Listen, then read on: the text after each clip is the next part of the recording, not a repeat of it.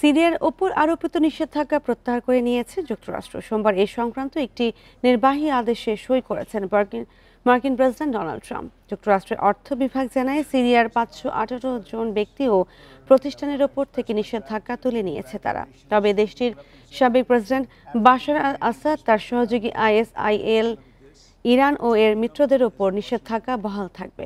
ট্রাম্পের পদক্ষেপের প্রশংসা করেছেন সিরিয়ার পররাষ্ট্রমন্ত্রী আসাদ আল শিবানি। এর মাধ্যমে সিরিয়ার আন্তর্জাতিক বিনিয়োগের পথ খুলছে, যা দেশটিকে 13 বছরের গৃহযুদ্ধের বিধ্বংসী প্রভাব কাটিয়ে উঠতে সহায়তা করবে বলে জানান তিনি। 2011 সালে সিরিয়ার গৃহযুদ্ধ শুরুর আগে থেকেই যুক্তরাষ্ট্র দেশটির ওপর নানা অর্থনৈতিক অবরোধ আরোপ করেছিল। Today to celebrate a glorious triumph, and that's what it is for her. And I want to express my gratitude.